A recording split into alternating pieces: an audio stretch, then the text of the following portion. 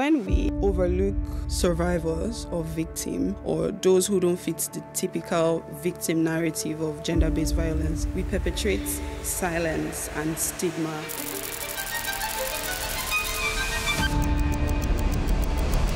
What do you mean when we talk about gender-based violence? Whenever we say the word GBV, because of how, gratefully, there's been a lot of awareness around the term, but whenever I say GBV, what jumps out to a lot of people is physical abuse.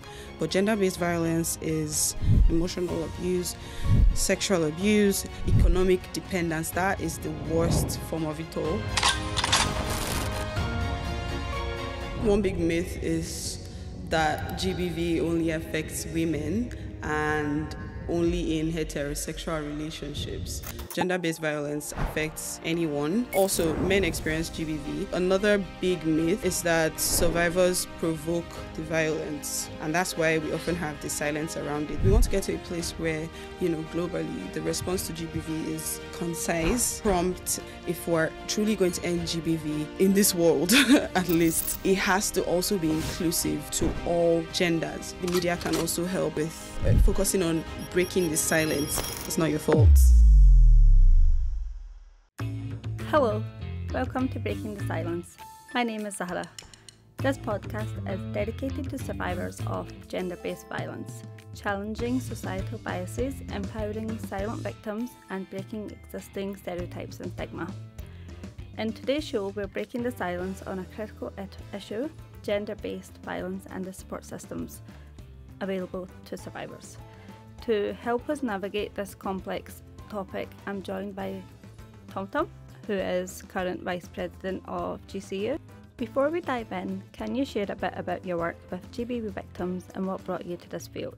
Thank you very much, Sarah. I came to working, doing a few things in raising GBV awareness through personal experiences and more recently some more professional experiences where I'm part of a GBV steering group. I've also helped organize a march against GBV last year across Glasgow, just around Glasgow city. I've witnessed the silence that surrounds victims, and I'm very passionate about getting people that have been affected by GBV to break free from the silence and be comfortable. I mean, it's very difficult to be comfortable, but just move away from self-blaming and internalizing the pain and being able to express it and just breaking the silence, and also getting people on the other end to be more sensitive and supporting of the victims of GBV. And your work focuses on different aspects of GBV. Could you tell us about your approach and experience?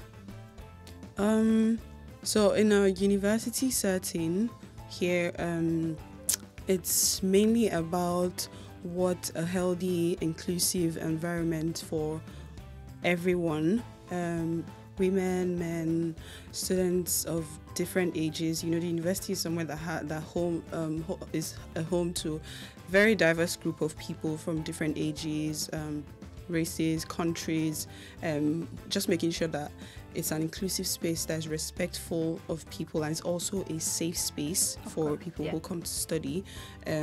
So it's mainly been about, conduct in the university area, rather than focusing on GBV and, the harm that it brings to the people that are affected by it, focusing more on what is expected behavior of you as a human being towards another human being. So I think that's most of what my experience in GBV advocacy has been focused on. Definitely sounds like a lot of work. Thank you for sharing your background. And can I ask you some more questions regarding the fundamental aspects of gender-based violence? Yes. So what do you mean when we talk about gender-based violence, and what forms can it take on people who might not immediately recognise Thank you very much for that question. Whenever we say the word GBV, because of how, well, gratefully, there's been a lot of awareness around the term. But whenever I say GBV, what jumps out to a lot of people is physical abuse.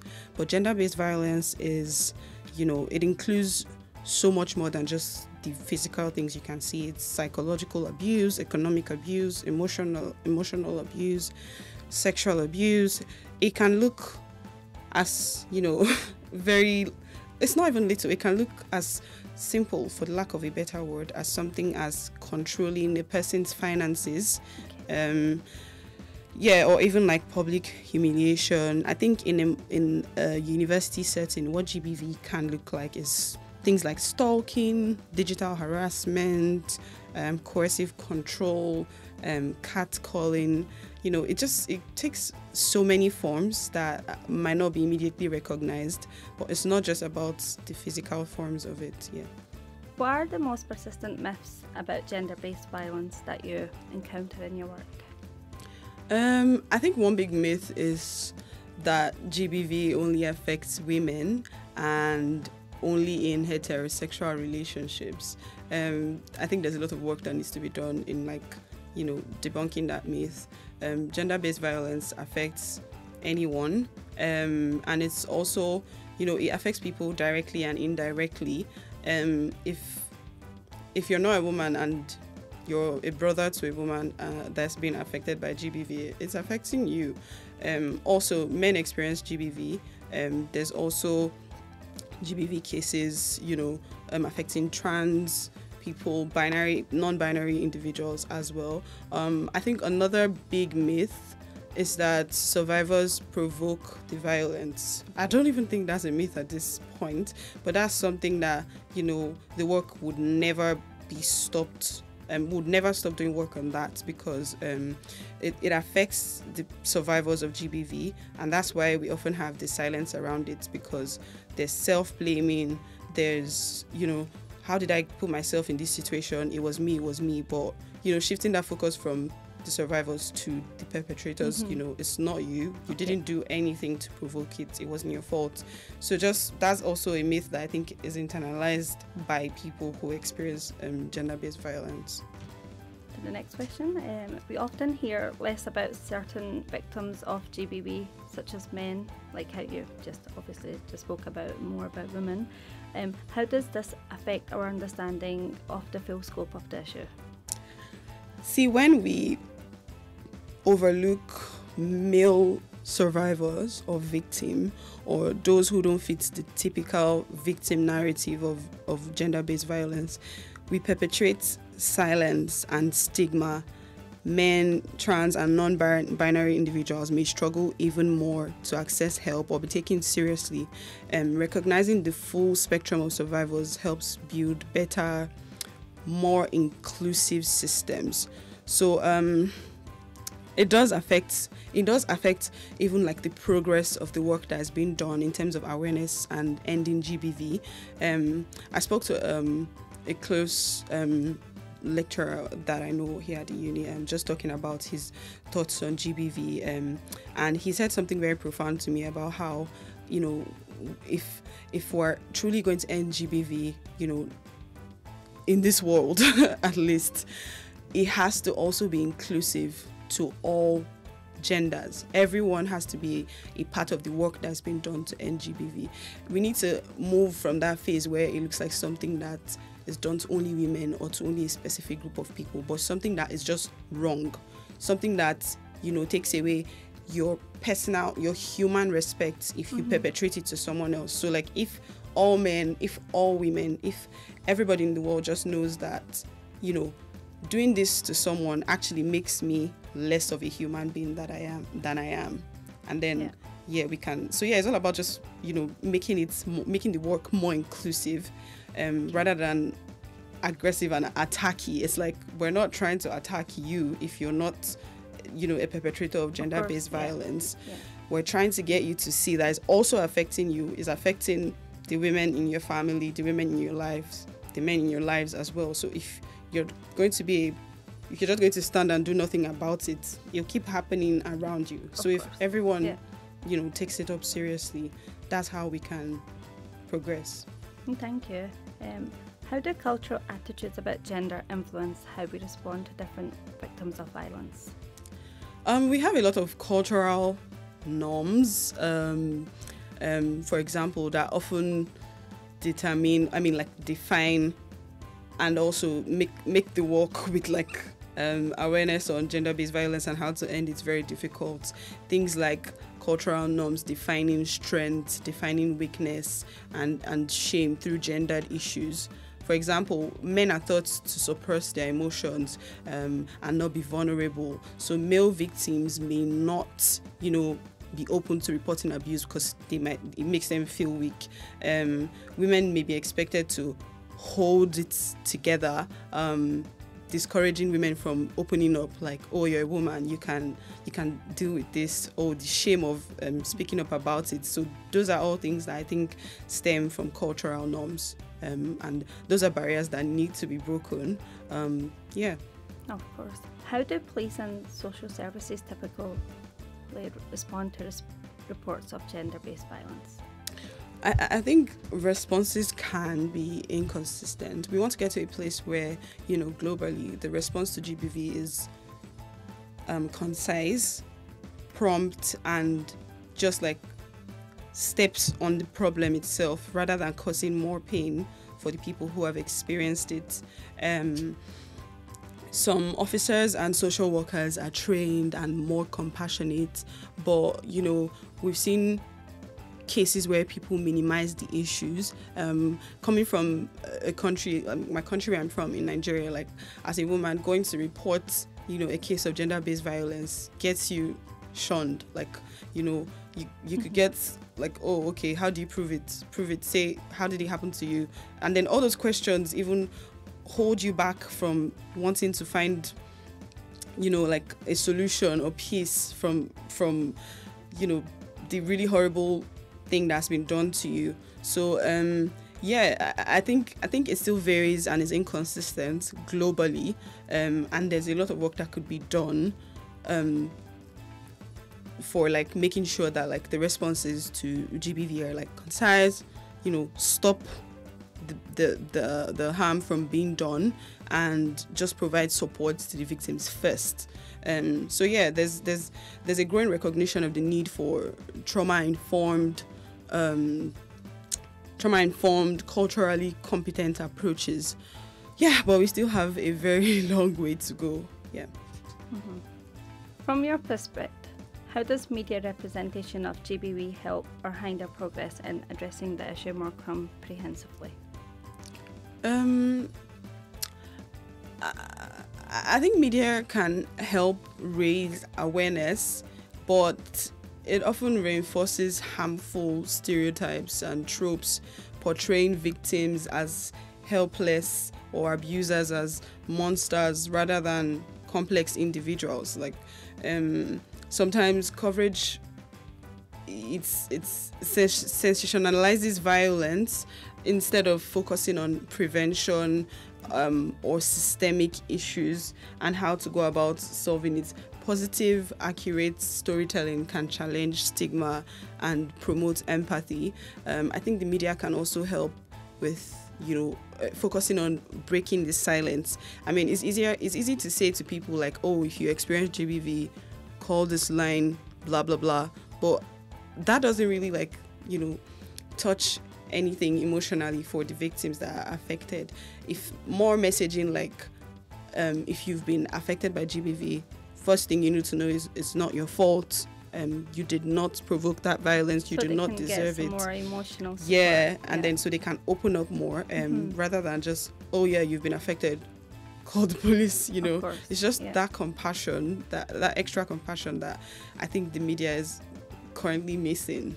So, I definitely agree with that one. Thank you. What support services are available for GBV survivors, and are there gaps for certain demographics? I've seen a good number of resources available internally and externally at the university, in the university environment. We have a student well-being department. The Student Association also has an advice center. There's also the reports and support. Is it report and support? I think the uni has a report and support platform for people to put forward complaints and get it investigated immediately. On the website, there's also ngbv.co.uk that has a list of support resources for different cases and different scenarios and different groups of people. I think there's loads of support resources available, but as I said earlier, more work needs to be done on like the consistency of the steps that are taken as soon as these reports are made, or as soon as people disclose their GBV experiences. And do you think there's barriers preventing people to seeking help in GBV? Oh God, where do we begin? I think there's lots of barriers. I think I've mentioned a couple. We've got it through the conversation. Like shame, fear of being doubted, fear of feeling weak, and also just like trauma. Because I think people experience trauma in very, very different ways. There's people who, like, as soon as they're harmed, they cry out for help, and they're that confident and open to ask for help. There's people who internalize these things. So I think the barriers there's systemic barriers, there's barriers that are also like self-inflicted, there's like societal barriers as well. But it all boils down to things like fear of being doubted, fear of retaliation, economic dependence. That is the worst form of it all. I've seen scenarios where people are too scared to report their abusers because they depend on them economically. Like, this is a person funding your studies, paying your rent. If you're going to report this person, where are you going to get the rest of that money from? So I think it's a whole sphere of different forms and types of barriers, but there's definitely loads of barriers that hinder people. What advice would you give to a survivor listening right now who hasn't yet got any help? Definitely the same thing I've been saying, and I will keep saying, you are not alone. I think that's the first thing that media, everyone that gets called for help, that's the first thing that I think every survivor should hear. You're not alone. You did not deserve this. You did not provoke this. It didn't happen of your own doing at all. And what happened to you is not your fault. There is no right way to heal, and it's really okay to take your time. Just reaching out whenever you feel comfortable, but reaching out is a very, very positive first step. That's what I'll say. Please reach out. No, definitely. I would say support is always out there, and you should always get support from anyone and everyone you can who's available. Definitely. And how can friends and family members effectively support loved ones who have experienced GBV? I'll just say believe them first. I think this is a little bit of a hard one. It is. Yeah. And I think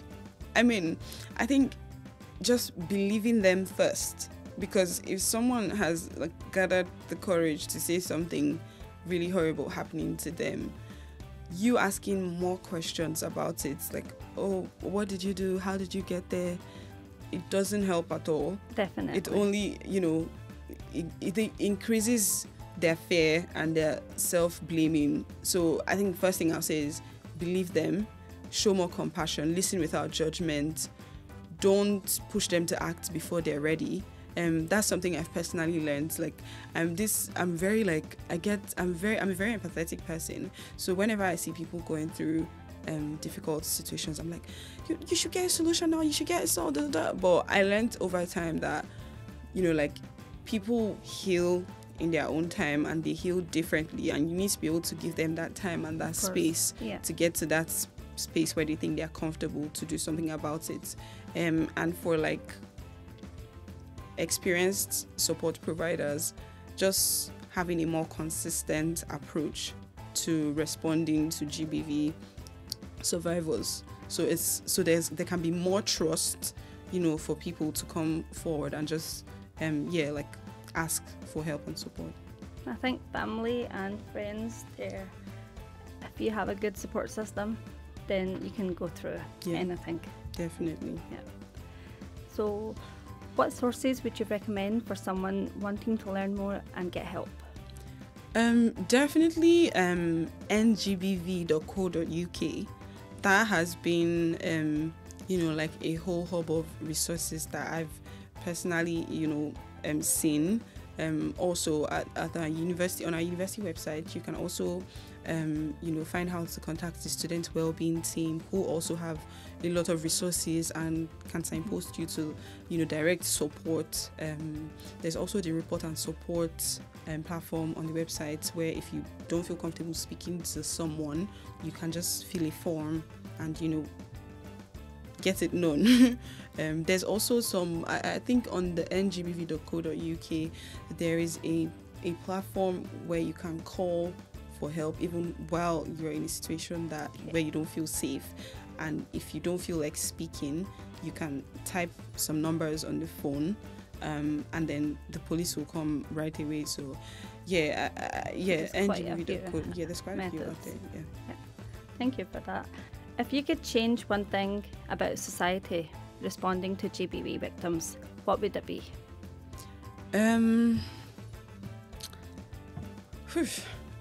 I would say changing how we center accountability, moving from asking why didn't the victim leave, why did you go there, how did he that's, as I said, like, instead of asking questions, moving the accountability to the perpetrators. Why did they harm you? Why did this person do this? Rather than asking the person who is going through, all that hurt already, so many questions. So I think that little shift changes everything. What gives you hope for positive change in addressing gender-based violence more comprehensively? For me, I'd say the courage of the survivors who speak up about it. The young people challenging gender-based violence, gender norms, even the push for equality. I think that gives me hope. I also think the activists reshaping policy.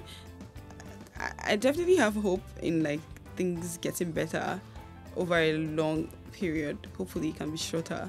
But just things as little as someone speaking up, that gives me hope, because when I think a lot of people are motivated to speak up when they see someone in their own shoes speaking up as well. Like, okay, it happened to this person, she's saying something about it, she's getting this help, he's getting this help.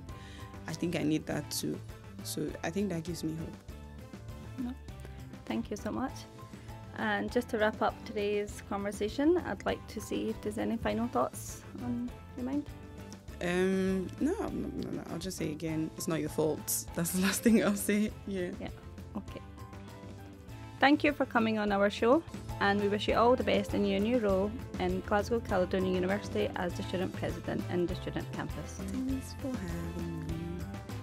And that's a wrap for today's conversation. Bye.